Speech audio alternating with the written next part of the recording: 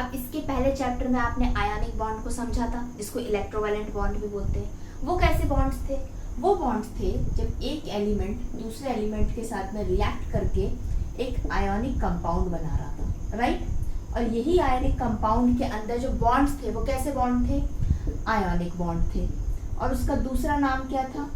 Electrovalent bond या electrovalent compound. ठीक है। अब देखो, आयनिक कंपाउंड या इलेक्ट्रोवैलेंट कंपाउंड कब बन रहे थे? जब एक एलिमेंट ने दूसरे एलिमेंट को क्या किया? इलेक्ट्रॉन्स का ट्रांसफर हुआ। देखा था, transfer of electron from one element to other element, तब जाके एक आयनिक कंपाउंड फॉर्म हुआ था। फिर हमने एक चीज देखी थी, क्या? जो एक आयनिक कंपाउंड होते हैं, इनका जो बॉइलिंग पॉइंट है वो हाई था, देन इनका मेल्टिंग पॉइंट भी बहुत हाई है। तीसरा, ये बहुत अच्छे कंडक्टर्स होते हैं इलेक्ट्रिसिटी के, they are good conductors of electricity. ये तीन बहुत ही इंपॉर्टेंट प्रॉपर्टीज थी किसकी? आयनिक कंपाउंड की। तो जब भी ट्रांसफर ऑफ इलेक्ट्रॉन्स होगा तो जो नई चीज बनेगी वो आयनिक कंपाउंड होगा। High boiling point, high melting point, और वो गुड कंडक्टर ऑफ इलेक्ट्रिसिटी होगी। ये वाला पॉइंट याद हो गया। अब देखते हैं क्या कार्बन का। जो कार्बन अगर किसी एलिमेंट के साथ में कार्बन कंपाउंड बनाता है, ये कार्बन कंपाउंड बनाता है, तो उसकी प्रॉपर्टीज कैसी होती हैं? इसका बॉइलिंग पॉइंट कम होता है, इसका मेल्टिंग पॉइंट कम होता है। तीसरा, ये बहुत ही पुअर कंडक्टर ऑफ इलेक्ट्रिसिटी होते हैं, राइट। यहां तक क्लियर हो गया? ठीक है। अब हमको यही समझना है कि एक गुड कंडक्टर ऑफ इलेक्ट्रिसिटी है, ये पुअर कंडक्टर ऑफ इलेक्ट्रिसिटी है। यहाँ पर भी एलिमेंट्स रिएक्ट करें, यहाँ पर भी एलिमेंट्स रिएक्ट करें, तो चेंज कहाँ पर हुआ? कुछ डिफरेंस है, वो कहाँ पर हो रहा है? वो क्या होता है? जो ये कार्बन कंपाउंड फॉर्म होता है, इसमें जो बॉन्ड फॉर्म हो रहा है, जो यहाँ पर आयोनिक बॉन्ड है, यहाँ पर अभी हमें नहीं पता है, डैश बॉन्ड जो फॉर्म होता है वो इस कंपाउंड के आयंस को फ्री नहीं छोड़ता। फ्री नहीं छोड़ता तो इलेक्ट्रिसिटी कंडक्ट अच्छे से नहीं हो पाती, इसीलिए ये पुअर कंडक्टर ऑफ इलेक्ट्रिसिटी है। ये वाला पॉइंट समझ में आ गया? ठीक है। अब ये ऐसा कैसा बॉन्ड बना रहा है कार्बन कंपाउंड कि वो इलेक्ट्रिसिटी को कंडक्ट नहीं होने दे रहा है या आयंस को रिलीज नहीं करने दे रहा है? तो वो बनाता है एक कोवेलेंट बॉन्ड। अब कोवेलेंट बॉन्ड क्या होता है? कोवेलेंट बॉन्ड वैसा बॉन्ड होता है जब इलेक्ट्रॉन का ट्रांसफर नहीं होता है। अगर इलेक्ट्रॉन का ट्रांसफर नहीं हो रहा है तो फिर कैसे बॉन्ड बनेगा? ये एक एलिमेंट है, ये एक एलिमेंट है, इसके पास में सेंटर में न्यूक्लियस होगा, एटम होगा, यहाँ पे सेंटर में न्यूक्लियस एटम होगा, इसके पास भी इलेक्ट्रॉन होंगे, इसके पास भी इलेक्ट्रॉन होंगे, तो इलेक्ट्रॉन्स इंटरेक्ट करेंगे तभी तो नया कंपाउंड बनेगा। यहाँ पर यही इलेक्ट्रॉन ने ट्रांसफर कर दिया था, जिसके पास में कम था उसके पास में दे दिया, तो एक के पास में नेगेटिव आ गया, जिसने दे दिया वो पॉजिटिव हो गया, जिसने ले लिया वो क्या हो गया? नेगेटिव हो गया था, राइट। लेकिन यहाँ पर कोई लेन देन नहीं चल रही है। वो क्या करेगा? ना मैं दूंगा ना मैं लूंगा, तो क्या करेंगे? यहाँ पर हो जाती है क्या?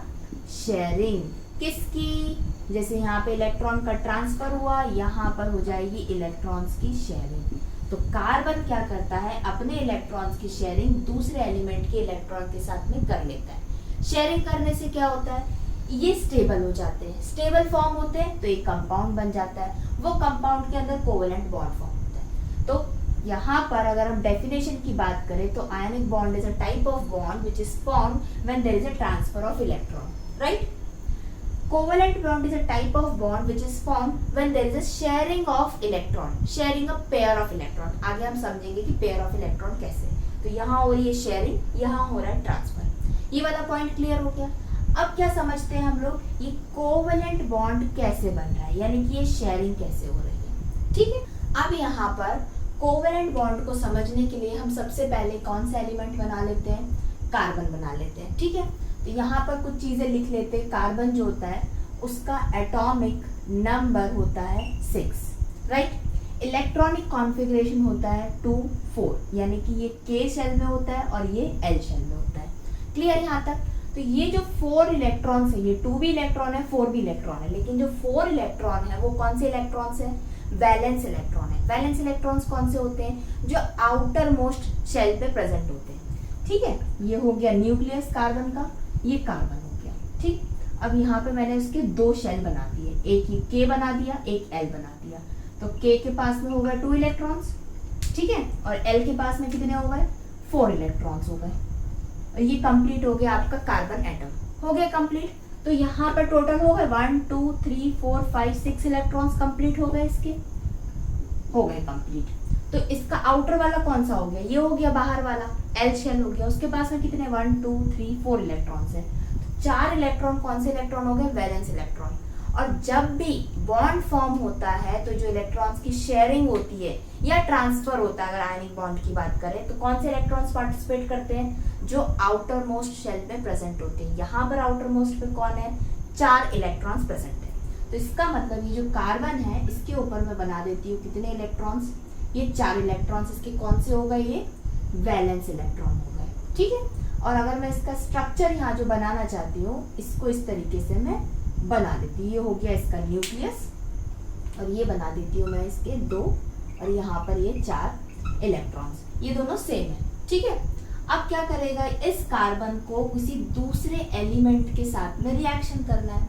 तो कार्बन ट्रांसफर तो करेगा नहीं इलेक्ट्रॉन्स, क्योंकि आयनिक बॉन्ड नहीं बनाना है इसको, कौन सा बॉन्ड बनाना है, कोवेलेंट बॉन्ड बनाना है का। तो क्या कर सकता है, सबसे पहले कार्बन जो होता है अपने आप को स्टेबल करने की कोशिश करता है। क्या करने की कोशिश करता है, स्टेबल। स्टेबल कब करेगा वो अपने आप को, या तो उसके पास में 2 इलेक्ट्रॉन्स हो नोबल गैस कॉन्फ़िगरेशन के, या उसके पास में 8 इलेक्ट्रॉन्स हो। कितने, या तो 2 या 8 इलेक्ट्रॉन्स, जो नोबल गैस कॉन्फ़िगरेशन कहलाता है। तो ये जो कार्बन का एक एटम है, अगर इसके ये 4 इलेक्ट्रॉन्स चले जाएं तो कितने बचेंगे, 2 बचेंगे। तो ये नोबल गैस कॉन्फ़िगरेशन अटेन कर लेगा, स्टेबल हो जाएगा। तो अगर चले जाएंगे तो क्या हो जाएगा, लूज करेगा। कितने इलेक्ट्रॉन, 4 इलेक्ट्रॉन को वो लूज कर सकता है। अगर वो ये ना करना चाहे तो दूसरा क्या कर सकता है, वो 4 इलेक्ट्रॉन्स को वो गेन कर सकता है, यानी कि ले सकता है। अगर इसमें 4 ऐड हो जाएंगे तो टोटल कितने हो जाएंगे, 1 2 3 4 वैलेंस इलेक्ट्रॉन, और ये वाले 4 मिलके और कितने हो गए, 8 इलेक्ट्रॉन्स हो जाएंगे। तो ये हो जाएगा क्या, नोबल गैस कॉन्फ़िगरेशन को वो ऑक्टेट रूल को फॉलो करेगा, तब भी स्टेबल हो सकता है। लेकिन कार्बन क्या करता है, ना ही वो लूज करता है ना ही वो गेन करता है। तो वो कैसी उसकी हालत हो जाती है, एक धोबी के घाट के कुत्ते की तरह। कैसा, ना वो घर का ना घाट का। तो ये कार्बन का भी यही हाल है, ना वो लूज करेगा ना वो गेन करेगा। तो वो क्या करेगा फिर बॉन्ड बनाने के लिए, वो क्या करेगा, अपने जैसा एक और कार्बन एटम को बुला लेगा। ठीक है, उसने ऐसा एक और कार्बन एटम को बुला लिया। उसके पास में भी सेम है, 2 इलेक्ट्रॉन्स यहाँ पे अंदर हैं और बाहर उसके पास में कितने, 4 इलेक्ट्रॉन्स है उसके पास में। तो अब वो क्या करेंगे, ये दोनों आपस में अपने अपने इलेक्ट्रॉन्स की शेयरिंग कर देंगे। ये बोलेगा मेरे पास 4 है, मुझे 4 की और जरूरत है।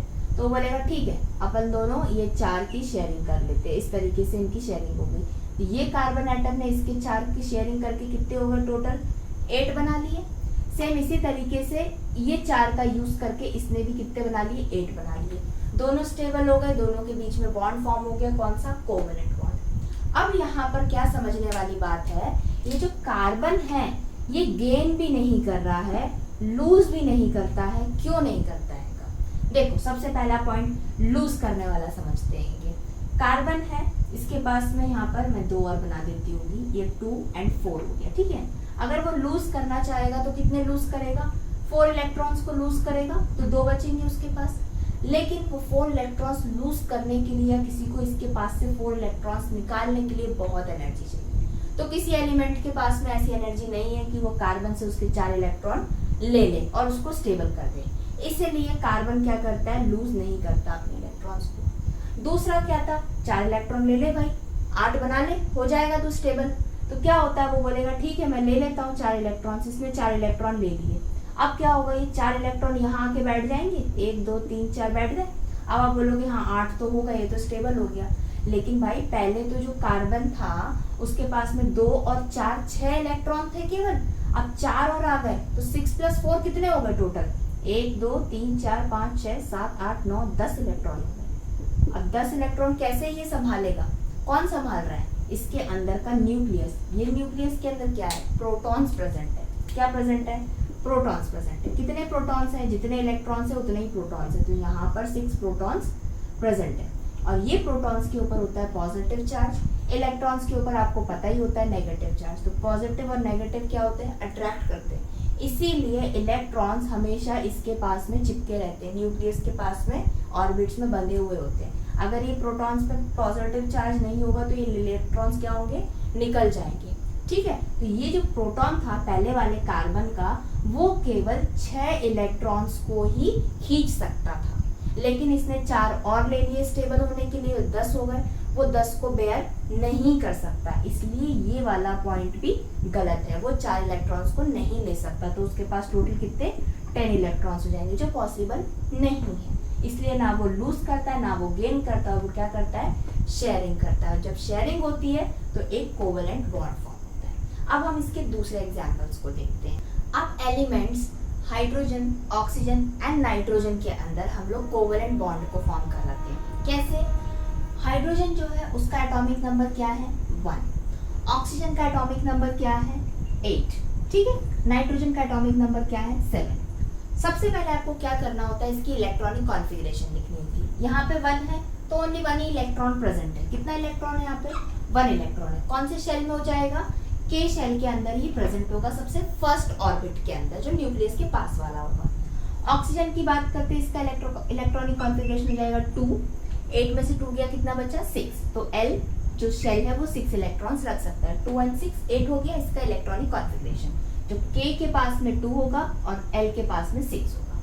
नाइट्रोजन की बात करें, 7 एटॉमिक नंबर है, तो इसका इलेक्ट्रॉनिक कॉन्फ़िगरेशन होगा 2 and 5। K के पास में 2 इलेक्ट्रॉन्स, बचे 5 इलेक्ट्रॉन किसके पास में गए, L के पास में। ठीक है, अब सबसे पहले हाइड्रोजन का देखते हैं। ये बना लिया हाइड्रोजन का एक एटम, ठीक, और इसके ऊपर कितने इलेक्ट्रॉन है, इसके पास में केवल 1 इलेक्ट्रॉन है।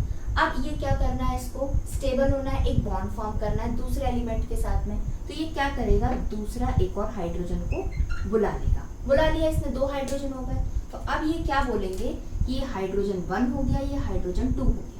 ये हाइड्रोजन 1 और हाइड्रोजन 2 आपस में एक दूसरे के इलेक्ट्रॉन की क्या कर लेंगे, शेयरिंग कर लेंगे। किस तरीके से, ऐसे इन्होंने शेयरिंग कर ली अपनी। आप ऐसे भी बना सकते हो, या फिर आप लोग यहाँ पे इनके इलेक्ट्रॉन्स को बताकर, ये हो गई इसकी शेयरिंग। जब हाइड्रोजन 1 का मन करेगा तो वो अपने इलेक्ट्रॉन के साथ में हाइड्रोजन 2 के इलेक्ट्रॉन को भी ले लेगा और 2 इलेक्ट्रॉन्स इसके पास टोटल हो जाएंगे। तो ये नोबल गैस कॉन्फ़िगरेशन अटेंड कर लेगा, स्टेबल हो जाएगा। उसी तरीके से जो हाइड्रोजन 2 है वो क्या करेगा, जब उसको जरूरत होगी स्टेबिलिटी की, तो वो अपने इलेक्ट्रॉन के साथ में इस वाले हाइड्रोजन 1 के इलेक्ट्रॉन की क्या करेगा, शेयरिंग करके यूज कर लेगा। इसके पास में भी 2 इलेक्ट्रॉन्स हो जाएंगे, तो ये भी स्टेबल हो गया। तो इन दोनों के बीच में बॉन्ड बन गया। वो बॉन्ड कौन सा हो गया, वो बॉन्ड हो गया एक कोवेलेंट बॉन्ड। ठीक है, यहाँ पर एक और पॉइंट क्या है, एक हाइड्रोजन दूसरा हाइड्रोजन, 2 हाइड्रोजन के बीच में कितने इलेक्ट्रॉन्स की शेयरिंग हो रही है, 2 इलेक्ट्रॉन्स की, टोटल 2 इलेक्ट्रॉन्स की शेयरिंग हो रही है। ठीक है, तो यहाँ पर मैं लिख देती हूँ क्या, 2 इलेक्ट्रॉन्स की हो गई क्या, शेयरिंग।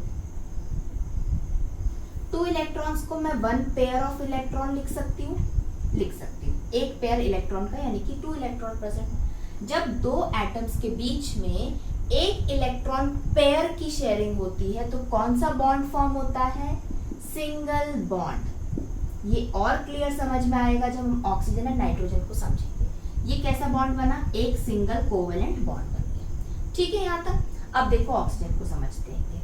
ऑक्सीजन का क्या है, यहाँ पे लिख दिया ऑक्सीजन 1 और यहाँ पे हो गया ऑक्सीजन 2। ठीक है, ये मॉलिक्यूल आपका, ये 1 ऑक्सीजन हो गया, ये 2 हो गया। 2 6 इसकी इलेक्ट्रॉनिक कॉन्फ़िगरेशन है, तो हम इलेक्ट्रॉन्स बना देंगे इसके ऊपर, बना लेते हैं 1 2 3 4 5 6 बना दिया हमने क्या, वैलेंस इलेक्ट्रॉन। अब इसके ऊपर यहाँ पर भी बना देते हैं 1 2 3 4 5 6 इलेक्ट्रॉन्स हो गए। अब ये ऑक्सीजन 1 मॉलिक्यूल क्या चाहता है, एटम अपने आप को स्टेबल करना, लेकिन इसके पास में 6 इलेक्ट्रॉन्स है। अब ये 6 इलेक्ट्रॉन्स में अगर 2 इलेक्ट्रॉन प्लस हो जाए तो कितना हो जाएगा, 8 इलेक्ट्रॉन्स हो जाएंगे, तो ये स्टेबल हो जाएगा।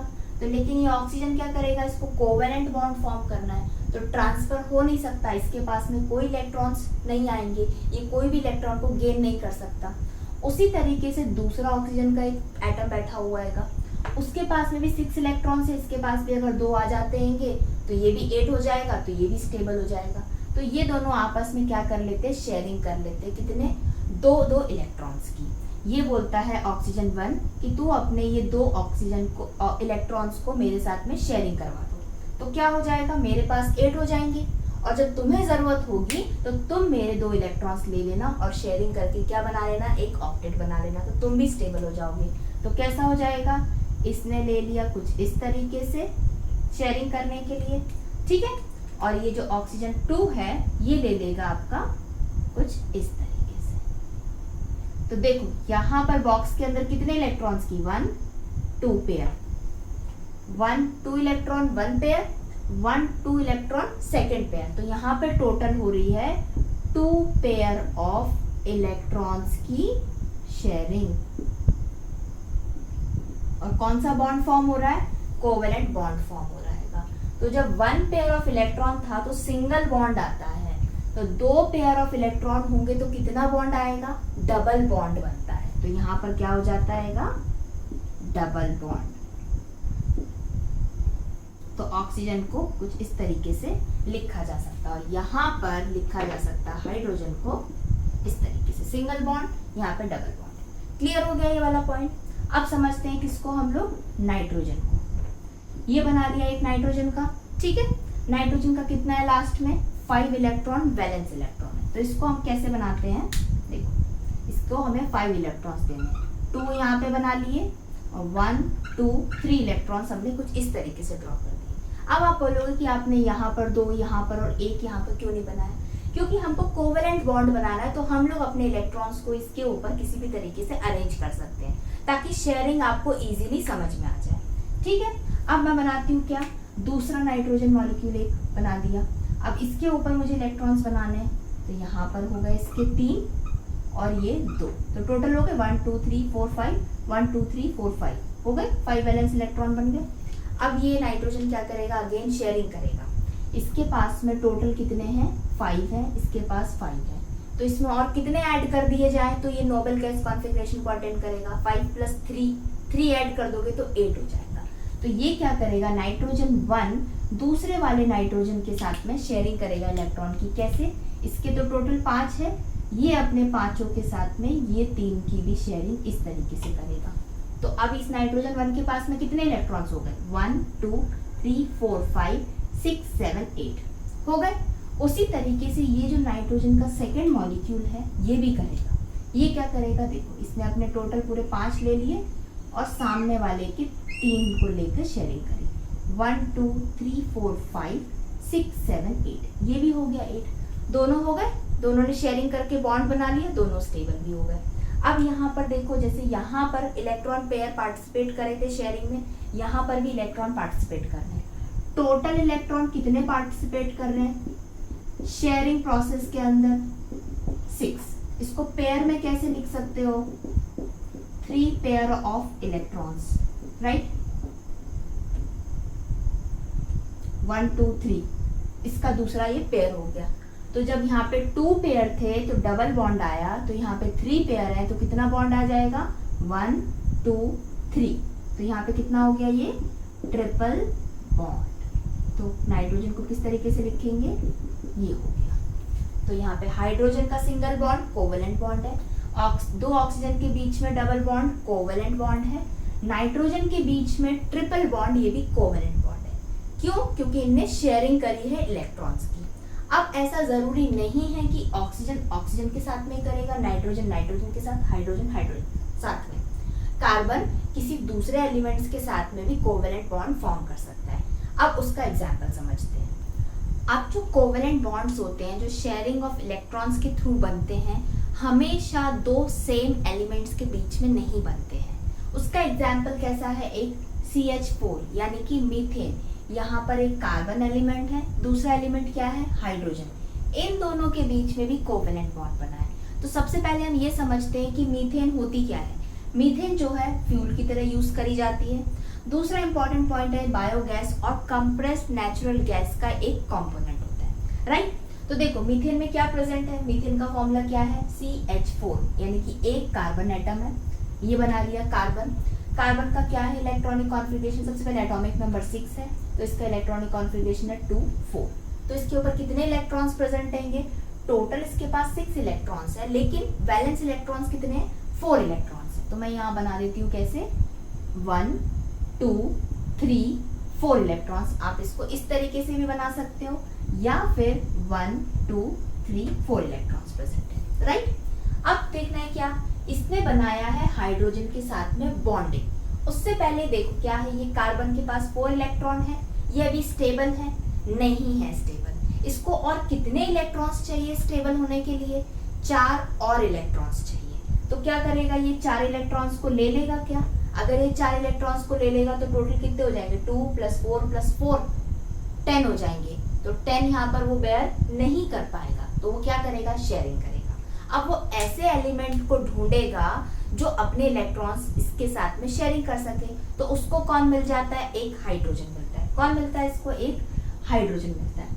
हाइड्रोजन बोलता है कि मेरे पास तो केवल एक इलेक्ट्रॉन है, क्योंकि मेरा एटॉमिक नंबर 1 है, तो मैं तो तुम्हें केवल एक हाइड्रोजन की इलेक्ट्रॉन की शेयरिंग करवा सकता हूँ। तो कार्बन ने बोला कोई बात नहीं, तुम एक आ जाओ, मेरे पास तो 4 जगह खाली है, इसकी वैलेंसी 4 होती है।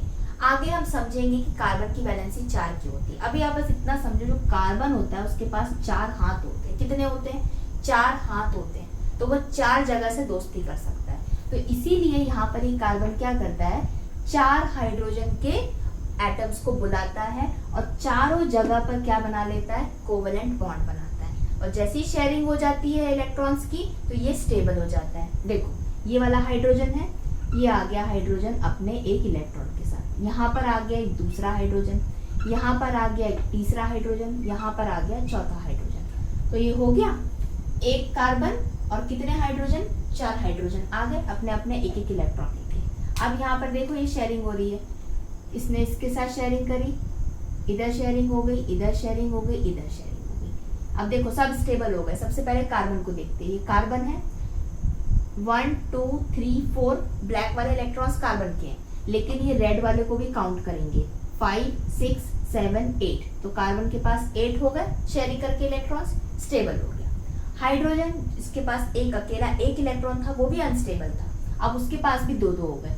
ये वाले हाइड्रोजन की बात करें, इसका खुद का ये 1 और कार्बन का दूसरा 2 इलेक्ट्रॉन्स हो गए। इस हाइड्रोजन के पास भी 1 2 हो गए, इसके पास 1 2, इसके पास 1 2। तो ये पूरा मॉलिक्यूल क्या हो गया, स्टेबल हो गया। तो ये हो गया क्या, CH4 मीथेन। तो पहले हमने क्या देखा था, ऑक्सीजन ऑक्सीजन के बीच में डबल बॉन्ड देखे थे, सेम एलिमेंट थे। नाइट्रोजन के बीच में देखे थे ट्रिपल बॉन्ड, दोनों सेम एलिमेंट थे। फिर देखा था क्या, hydrogen hydrogen hydrogen single bond था, सेम एलिमेंट कोवेलेंट बॉन्ड। तो इसका ये हो गया क्या, दूसरा पॉइंट, कि 2 अलग अलग एलिमेंट्स के बीच में भी कोवेलेंट बॉन्ड फॉर्म हो सकता है।